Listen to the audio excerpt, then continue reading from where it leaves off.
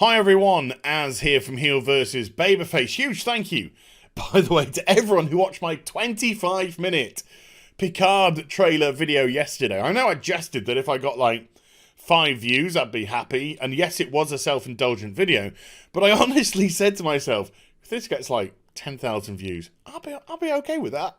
Because I'm just totally going off about my love of Picard and Star Trek and all this sort of thing. But you really turned out. Not only that, you really got involved. And it was actually a pleasure to go through the comments section. It truly was, where people were like, nah, it wasn't the Kidmer Accord, it was the Algeron Accord or something like that. And could it be law instead of B4 in that box? Or is it data? And I thought, well, it can't be data because data would have been vaporized by the warp core. But it could be law, but it's most likely B4 because of the data transfer that it did. And then at the end, I could go on forever. It was a pleasure to actually read the comment section. So thank you. And thank you to all my my Trekkie fans out there as well. But there was one person, I must confess, there was one person that threatened to unsubscribe from my channel if I dare say subscribe to this channel at the start of the video. So I'm not one to poke the bear. You know me. I always back down against faceless people on the internet. So I promise I won't say subscribe to this channel at the start of this video. Right, okay, let's get into it. Oh, people. This video is precious. If you've been following my Batwoman videos, this video you need to clutch to your breast, ladies. Because it is just a gift from Batman himself. A gift from on high. And we'll start off with... No, we won't start off with Polygon. Let's just get a quick bit of background, shall we? San Diego Comic-Con started, I think, last Thursday. Ruby Rose, who plays Batwoman, pulled out, ladies, of the event at the last minute, saying that there was a scheduling conflict with her filming and San Diego Comic-Con, which sounds like a load of trash. Why would you leave it to the day itself to pull out? And you'll be fully aware of when you're filming, because they've got to get cast, crew, set up, everything. So it sounded like a big bunch of nonsense. She posted out a video on an Instagram, which is probably taken from the hotel room across from San Diego Comic-Con. Just a guess. I reckon it probably was. Where she just went, oh, I'm so sorry that I can't be there. My face is everywhere. It's everywhere. It's here. It's there. It's everywhere. It's all about me. Me. So I was like, wow, okay, this is good. You are actually like your character. So that was quite interesting. Then they showed the pilot episode. Now, it wasn't a complete pilot episode in as much as it didn't have all the special effects in place and there was rough cuts and stuff like that. But it is, you know, to give people an idea of how the first pilot episode is going to play out. Apparently it didn't go down very well. Not only that, I'm actually going to bring you 3 SHILL Media articles, and they are hilarious. They are desperately trying to defend the show while basically saying it's trash. Apart from the Polygon one, which doesn't even attempt to actually review the show. It just tries to make some convoluted mess of an article, which is garbage. That's why... we do this to you, Polygon. That's why, unfortunately, I do this to you, because you're trash. So it says, the CW's Batwoman pilot gets the most important thing about Batwoman right. Can you guess what that is? Can you guess what that is? Go on. 5, 4, 3, 2. Correct. It's that she's gay. Well done. No, I'm jesting. I'm jesting. But of course, it's Polygon. They spend all their time talking about that. No, they say the best thing about Batwoman stories are integrity. The integrity of the character. Wow. The character, by the way, that is full of misanthropy. The character, by the way, that was quite happy to steal all of Batman's gadgets. The character, by the way, that was happy to absolutely cast him away as a nobody because the suit was made for him and not for her, of course. Integrity, folks. The person who didn't take advice from one of her father's employees about a young girl who was well-dressed, who was homeless, who she just gave her watch to virtue signal to him, who's most likely gonna get a bunch of crack with it and kill herself in some back alley somewhere. Integrity, folks. This person's all about integrity. Piss off, Polygon. That's it. That's your article. Done and done. Nonsense. Look at this. This is comicbook.com. Again, very pro. San Diego Comic-Con Batwoman pilot review. Exciting moments and raw potential shine through the mess.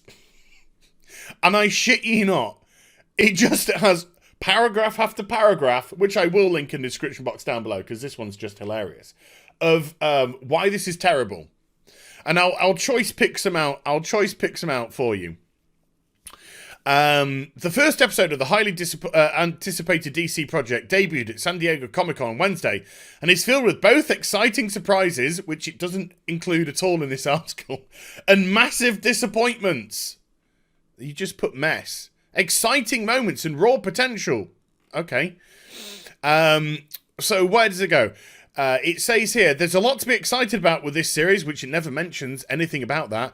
However, the pilot as a whole was a messy, bland, and a bit of a drag. Okay. But of course, they lie by saying she was instantly adored by fans. Really? And she represents the first LGBTQ+, where is, Jesus Christ, superhero to have their own series, which is not quite true. Because, you know, Katie Lotz, of course, Legends of Tomorrow, she's like one of the main characters. But you could say, but that's an ensemble show, as, look, every CW superhero show is an ensemble show. The hero gets lost immediately after about 2 episodes in Let's Just Make it. For starters, taking steps backwards is never a good thing. Talks about how the origin story is boring and dull, and how it's literally the same as 92% of all superheroes.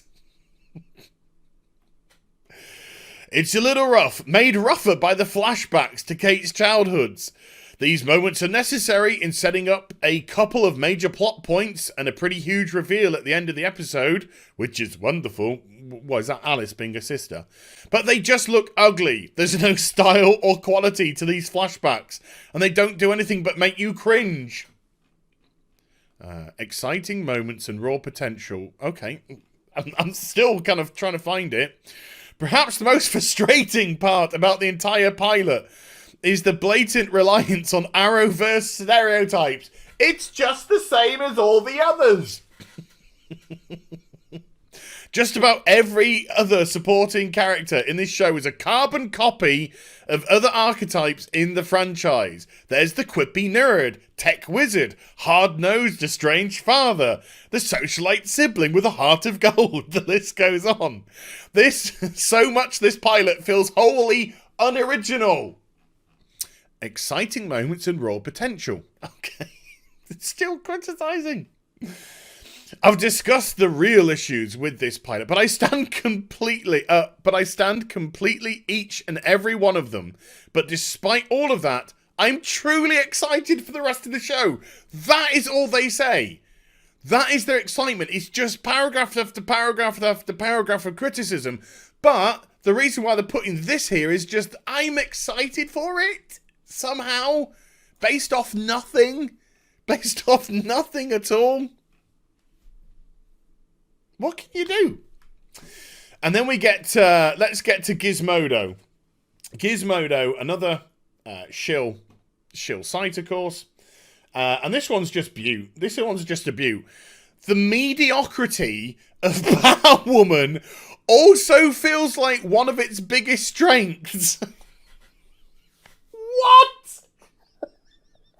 You cannot write this shit. It's just perfect. SHILL Media falling apart at the seams. Oh God, this is awful stuff, but we've got to shill. How do we come up with headlines? I know. The show being shit is actually one of its best things. What? And then, right, bear in mind, people, that we are reviewing Batwoman. We're not reviewing Citizen Kane. Listen to this as an opener. It's difficult to critique the pilot of Batwoman. There are certainly issues with it. There are criticisms to spare. But there's something powerfully unique about the CW's latest superhero show, and it makes it really difficult to get too bogged down in the faults. There's something that I can't put my finger on because it doesn't exist, and so because of that, I'm going to try very hard not to mention all the problems that it clearly has. Wow. And it ends this beautiful one here. This is the first superhero show centered on a queer character. Have you noticed how they've all said this? They've all said this. How weird would it be if I spoke like this when I was dealing with heterosexual people? Let's take Superman and Batman, for example. Heterosexual Clark Kent is actually not just a mild-mannered reporter, but also Superman. And he teams up with heterosexual socialite Bruce Wayne, who has a dark secret as he is actually the Batman. Do you know how weird that sounds? And patronizing as well. I would find, if I was gay, I would find that so patronizing that they always have to virtue signal with, she's queer. She's queer. That's the only thing you think's important about the character. I think that would be highly insulting to me if I was part of that community.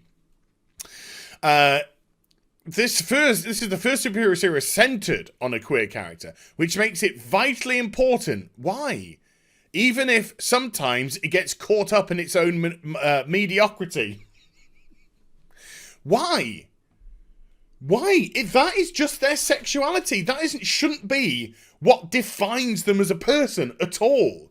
Their moral compass is what should define them as a hero. What the hell has what they get up to in the bedroom got anything to do with? Nothing. It's just an aspect of the show to build a relationship with. So if you want her to have a girlfriend, that's great. There you go. Oh, she's got a girlfriend, not a boyfriend. Oh, she's gay. Okay, we've got that established. That should be the only thing that really matters when it comes to it.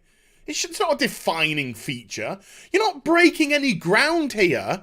Stop pretending that you are. There are queer characters everywhere. In actual fact, I'm going to turn that right on back onto himself. Because he says, where does he go to here? Ruby Rose's Kate Kane isn't the first queer superhero on TV. She's not the first one on a CW show. And she's not even the first one on a CW show that's at the top of the call sheet. You just said it's very important that she that she headlines her own show. No. First, there was Katie Lotz's bisexual Sarah Lance that was introduced back in Arrow. Echo Kellum played the gay Curtis Holt for multiple seasons in Arrow, Mr. Fantastic, and predates Chyla Lee, Alex Danvers on Supergirl, while in Black Lightning, Nafessa Williams has been playing a lesbian superhero, Thunder, since the first episode. So you're trying to virtue signal that this is so important. However, there are tons of LGBTQ characters in the Arrowverse everywhere. So what they're trying to push as important isn't. Because there's loads. There's absolutely loads. And so they have to try and virtue signal on other things. So this is wonderful. This is absolutely wonderful. That even SHILL Media just can't defend how bad this show looked. And clearly is from the first pilot episode put together. Why? Because I think it hasn't been put together with the best of intentions at all. It's been put together to virtue signal. It's been put together to literally brigade.